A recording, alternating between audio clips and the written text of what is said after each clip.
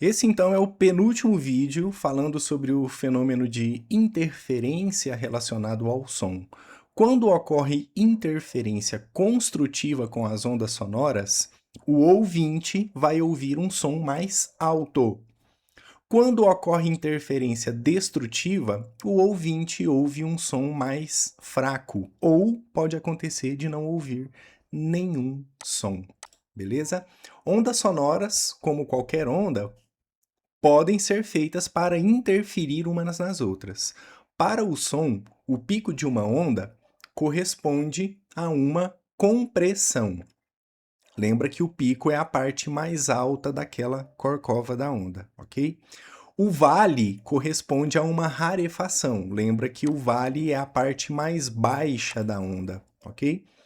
Quando os picos de uma onda se sobrepõem aos picos de uma outra onda, de uma outra fonte sonora, vai haver uma interferência construtiva. E quando os picos de uma onda se sobrepõem aos vales de uma outra onda, há interferência destrutiva. É isso que eu estou mostrando aqui com esse desenho.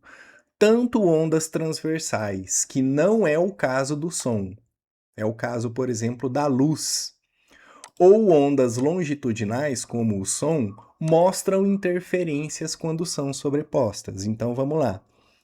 Você tem uma fonte A e uma outra fonte B, por exemplo, duas caixas de som, emitindo a mesma onda de tal forma que o pico de uma corresponda ao pico da outra, resultado, onda de maior amplitude. Por quê? Porque uma onda interferiu construtivamente na outra, aumentando os picos e os vales em sua amplitude. Beleza? Essa mesma interpretação na forma de onda pode ser feita na forma de compressões e rarefações. É assim que o som ele sofre interferência de maneira construtiva. Quando a compressão de moléculas de ar coincide com a compressão de outra fonte sonora em relação às moléculas de ar, você vai ter uma zona de compressão ainda mais intensa. É isso que dois alto-falantes oscilando em fase vão produzir, ok? Uma onda sonora com uma maior intensidade nessa região.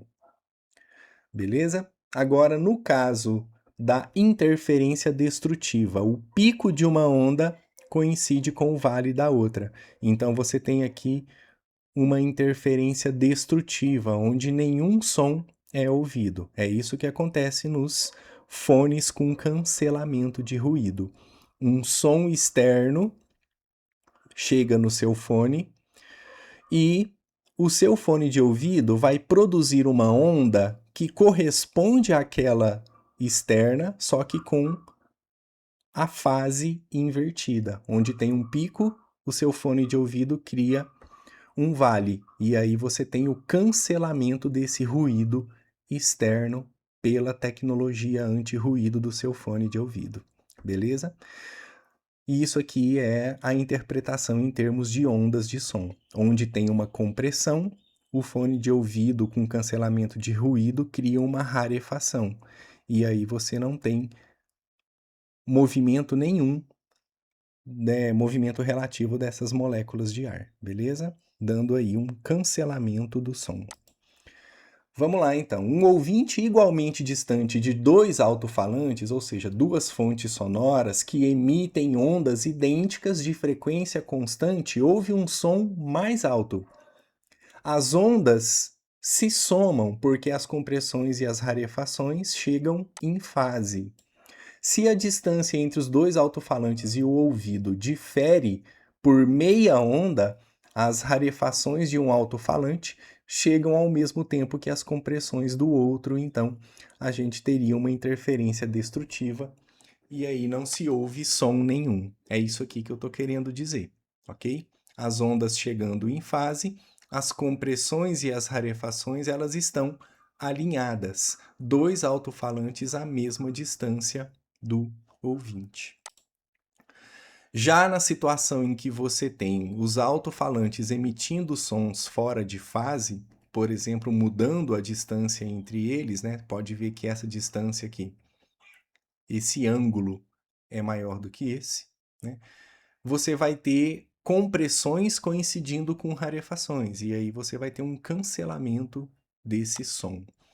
Interferência destrutiva de ondas sonoras geralmente não é um problema. Normalmente, há uma reflexão em superfícies para esse som que vai preencher esses pontos de cancelamento. É isso aqui que acontece na engenharia do som. Você estuda o ambiente para que esses pontos de cancelamento de ruído eles não aconteçam. Às vezes, esses pontos mortos ocorrem em teatros e ginásios que são mal projetados.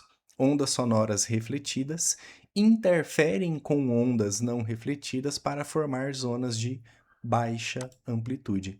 Esses pontos mortos aqui, com relação a cancelamento de ruído, ele vai ser bem-vindo, por exemplo, em bibliotecas, certo? Onde o som, o ruído, ele não é bem-vindo. Interferência sonora destrutiva é utilizado na tecnologia anti-ruído, conforme eu já expliquei. Dispositivos barulhentos como britadeiras, caminhões, máquinas com implementos agrícolas, tratores, né? Eles têm esses microfones que evitam com que o seu motorista ele fique exposto a esse ruído constante, provocando aí danos à audição de quem está exposto a esse som continuamente, beleza? Então é isso para comentar aqui nesse slide. Em alguns carros, microfones que detectam o ruído dentro do veículo captam esse som do motor ou quando o carro está aí na estrada. Os alto-falantes do carro emitem um sinal sonoro oposto para que você tenha uma imersão dentro do carro sem a interferência de ruídos externos. Em cabines de alguns aviões, são silenciosas graças a essa tecnologia anti-ruído. E aí você tem aqui um piloto, né, usando esse dispositivo com os fones anti-ruído para não ficar o tempo todo ouvindo o som aí dos motores que estão bem próximos ali do ouvido desse piloto, tá? Lá no helicóptero também. O pessoal sempre usa os fones para ter essa possibilidade do cancelamento do ruído, já que o motor está logo ali em cima da cabeça deles, produzindo com a sua alta rotação uma frequência de um som bem estridente, bem alto, bem intenso, que poderia prejudicar a audição dos ocupantes do helicóptero, beleza? Então é isso por esse vídeo. Quais são os efeitos da interferência construtiva e destrutiva? Deixa aí respondido no seu caderno e no próximo vídeo a gente finaliza essa sequência de comentários sobre o som. Obrigado pela sua atenção e até lá.